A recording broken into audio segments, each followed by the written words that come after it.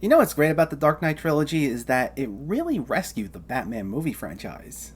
Considering Batman and Robin was the last movie before this trilogy, you can say it was in a dark place.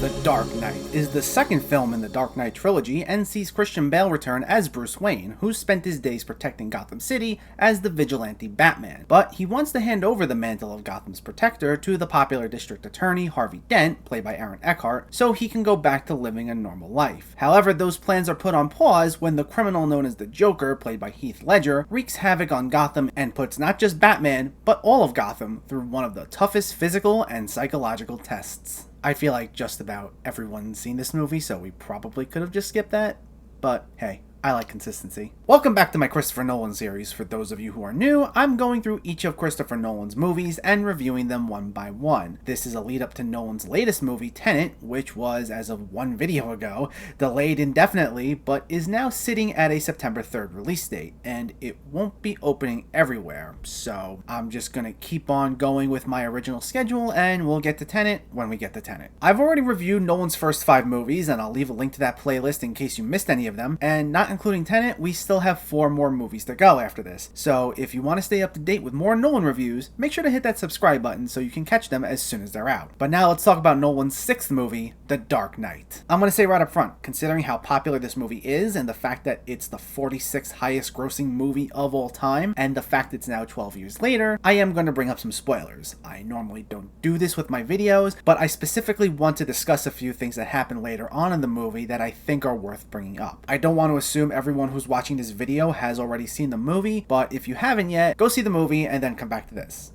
Anyway, here we go. I want to make it perfectly clear. This is an excellent movie, but fun fact, I rarely see movies in theaters multiple times. Even if I love it, it can be one of my favorite movies of the year, but with some exceptions, I wait until it gets a home release to see the movie for a second time. And this is the movie to forever instill that trend in me. I saw this movie a number of times in theaters at the time of release, but I specifically remember seeing it 3 times within the span of its opening week. 2 of those times being one day right after the other. And it's a 2.5 hour long movie. And still going to see it in theaters again after 3 times in 1 week?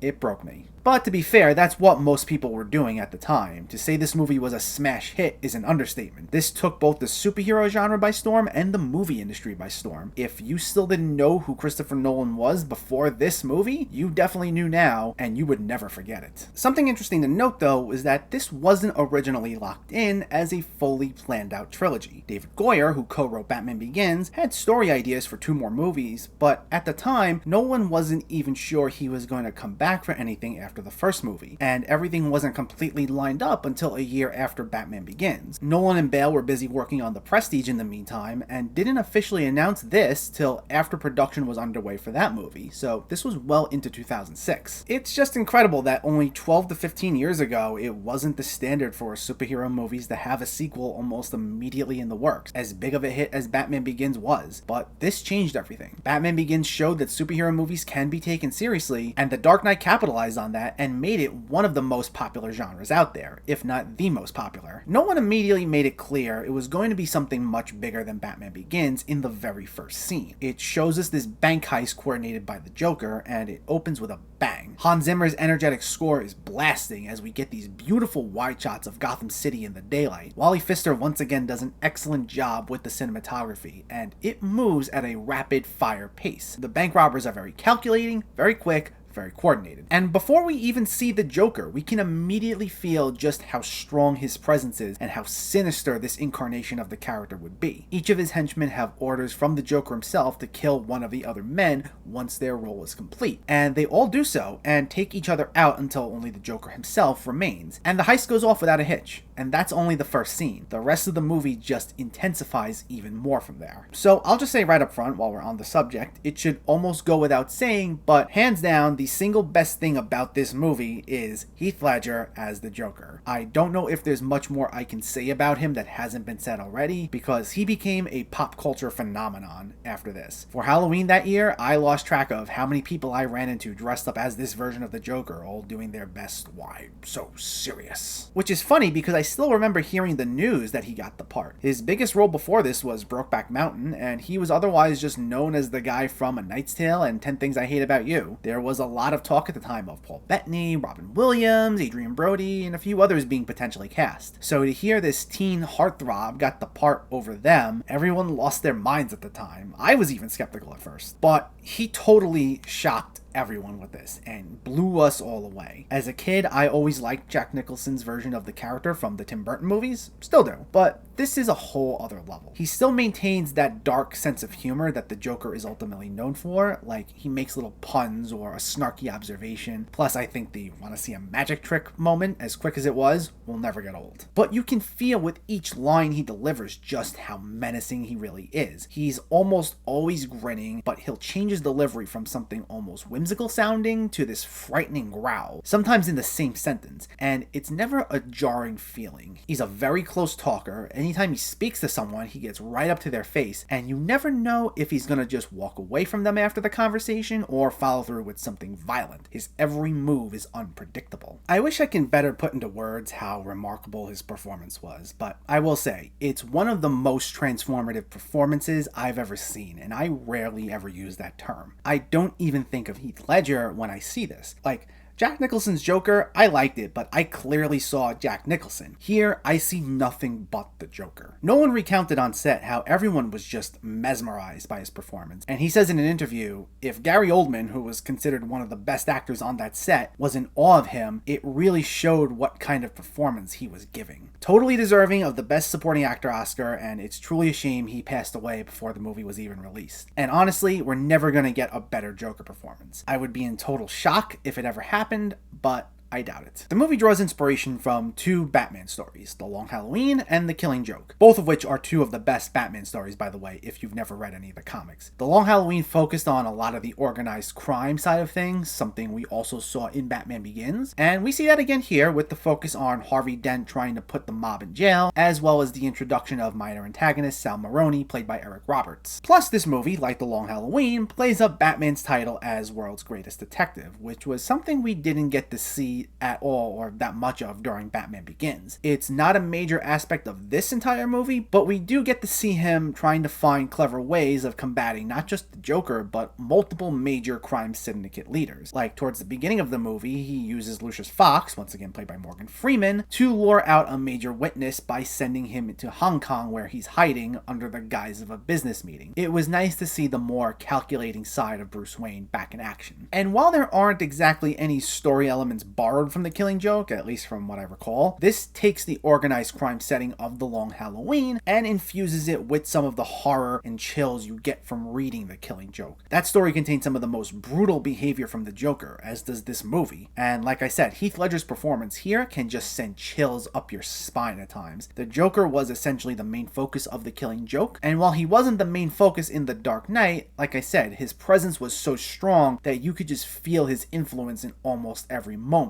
even when he wasn't on screen. And that was just some brilliant storytelling and brilliant characterization right there. The Joker's motivations play a big part in the movie's themes, which builds upon some of the themes in Batman Begins, but in a reverse manner. In the previous film, Ra's al Ghul, who sees himself more as this healer, wanted to destroy Gotham because he saw the people there as corrupt and beyond saving. However, in this movie, the Joker wants to destroy Gotham by showing them even the purest of hearts can be corrupted. It lays very heavily into the themes of a classic good versus evil. There are a lot of conversations about what makes a person good and how far they're willing to compromise their morals to either save themselves or achieve what they feel is justice. This is something similar Nolan touched upon in Insomnia, and it's mainly seen here through the Joker trying to push all of Gotham over the edge, especially both Batman and Harvey Dent. Though when I said it lays heavily into these themes, I mean heavily. This wears its motifs and themes proudly on its sleeve. While this is a very complex movie, it's pretty straightforward when discussing these good versus evil moments. Characters give a lot of big speeches about morality, they frequently discuss their motivations in some long monologues. Batman will speak for all of Gotham when talking to the Joker, saying how they're all good people and things like that. Plus you have moments like you die a hero or you live long enough to see yourself become the villain, quote. I actually kind of found it funny when rewatching this how much this was a movie that was almost asking to be quoted when you see so many big speeches like that. And I don't mean that as a bad thing, and to be fair, it worked because there are a lot of moments here that are considered classics now, between the dialogue and especially the action scenes. A big complaint people had with Batman Begins, at least at the time of its release, was that you could barely tell what's going on during the fight scenes, and the camera was moving all over the place. I gotta admit, even I had that opinion at the time. It was very disorienting when you first watch it. I don't feel the same way now though. It didn't bother me so much when I watched it for this series. But either way, the action scenes in The Dark Knight are vastly superior to Batman Begins. They're not full of extreme close-ups like in the last movie, and while the camera's still moving around a lot, it's not thrashing around the way it did in Batman Begins. Everything's moving quickly, but you can make out everything that's going on. I would say my favorite scene is the car chase in the middle of the movie that ends with the Joker telling Batman to hit him with the Batmobile. It is just a masterfully crafted moment of suspense and thrills, and Ledger's confident delivery, along with some fantastic cinematography from Wally Pfister, just make it one of the absolute best sequences. And in addition to Heath Ledger, all the other performances are once again on point. Christian Bale is again fantastic as Batman. He gets the voice down much better this time around. I didn't dislike how he did it in Batman Begins, but like I said in my video for that movie, he went like all in there. The pitch here is more in between the Michael Caine Batman voice and the Batman Begins voice. There's more of a balance rather than just this constantly really deep swear to me sort of voice. Plus, despite being DC's darkest hero, he still maintains his sense of humor from time to time, both as Bruce and suited up as Batman, which goes a long way. I mentioned that in my Batman Begins video as well. It's a very serious movie that can touch upon pretty heavy themes, but it found ways to cut the tension from time to time and gave audiences a quick moment of levity. And it did it without devolving into just mugging at the camera or stopping everything to make this super clever pun. We saw it through Bale, Ledger, as well as Michael Caine and Morgan Freeman, the latter two once again doing great jobs as well. Caine, as he did in the last movie, brings a much needed sense of warmth and comfort as Alfred. He always tries to give moral clarity to each situation, and if Bruce was doubting himself, he'd step in to try and give some reassurance. So that was nice. Plus, Freeman and Bale's banters were always a fun highlight, dialogue-wise. They'd be small moments, and while the movie didn't slow down whenever we'd focus on them together, it was still a good way for all of us to just take a moment to breathe in between all the action and drama. So that was great as well. Aaron Eckhart was another big standout as Harvey Dent. His story arc also plays a huge part in the classic good versus evil themes I mentioned earlier. He starts out as the moral paragon of Gotham. He's seen as incorruptible. He's always wanting to do the right thing. He can be a hero and show his face, whereas Batman can't. And seeing his transformation into Two-Face is one of the most tragic elements of the film. It's extremely well done, not forced by any means, and I think it was a brilliant take on the character. Even though he becomes an antagonist, he's still someone who wants to see justice. However, his vision becomes so obscured by events that affected him personally that he now has a twisted version of what that means, and he doesn't realize that what he's really enforcing is revenge, not justice. It gives him so much more depth than being just another bad guy. Even though we're no longer rooting for him, we can see where he's coming from. And I also liked how they found a way to make Joker and Two-Face so interconnected without it necessarily turning into just them teaming up against Batman. It's more the Joker using Dent as a way to further advance his own agenda with Batman. It's all just a game to him, with Dent being nothing more than another piece in the puzzle. And again, I thought that was a brilliant move on Nolan's part. He was able to keep Dent's arc moving forward while further showing just how twisted the Joker is. It was excellent storytelling. I also made it pretty clear in my Batman Begins video that I wasn't a big fan of Katie Holmes' performance, so I was very happy with Rachel now being played by Maggie Gyllenhaal. I thought she was very good. Her delivery was sharp, she had a great personality, plus her chemistry with Bale worked much better, and I also thought her and Aaron Eckhart were great together as well. I also enjoyed Gary Oldman's performance. He gets a lot more to do here than he did in Batman Begins, but I also had an issue with his arc, which leads to one of my only complaints with this movie, and that is, I think the Gordon faking his death subplot could have been done better. It always bothered me. I know there's suspension of disbelief in movies. It just seems like there are times where this relies heavily on convenience to move the story forward, and this is the biggest instance. I know he didn't want to risk his family's safety, that's why he did it, but it seemed like this was something he just winged. He took a bullet when the Joker tried killing the mayor, which they didn't know he was going to do when he did it. They knew the mayor was a target for the Joker, but they didn't know he was going to shoot him at a public event. And on top of that, Gordon's later disguised as the driver taking Dent away because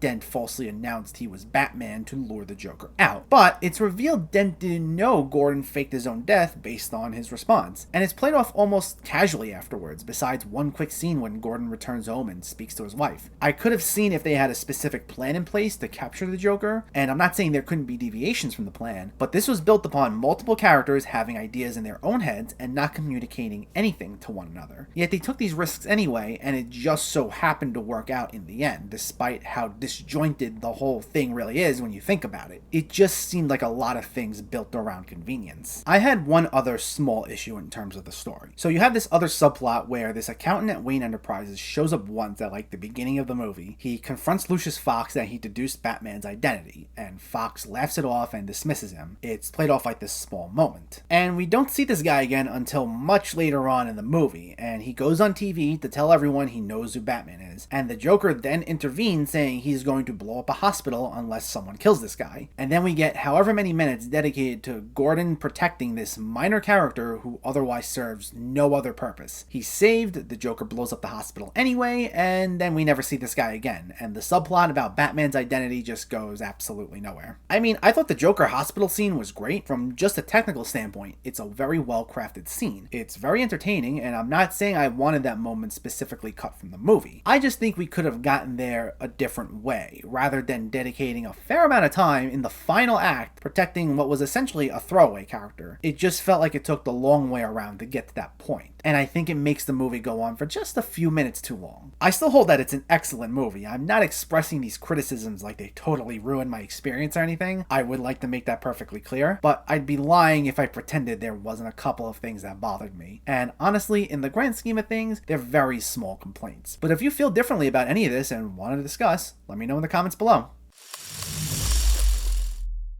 Not only did Nolan give us a sequel that was just better than Batman Begins, but as great as that movie was, this absolutely crushes it. It's pretty much everything you can ask for in a Batman movie. The action's excellent, the cinematography's stunning, the score is thrilling, Nolan's direction is once again on point, it's extremely well written, showcasing plenty of classic Batman elements, and it's got plenty of standout performances, most notably from Heath Ledger, whose Joker will never be outdone. While I'm sure there will be other good or great Batman movies out there someday, this one remains the absolute best. The Dark Knight gets a 9.5 out of 10, which translated to other rating systems, it's an A+, 5 stars, whatever you want to use. I just had some gripes with it, so I didn't go with a perfect 10. I agree that it's the best out there in terms of Batman movies, but I stand by what I said. Next up, we start moving towards Nolan going into bigger and bolder territory with Inception, where he officially begins his trend of keeping his films extremely secretive before the release date. I'll have that review out within the next few days, along with some reviews of 2020 releases coming soon.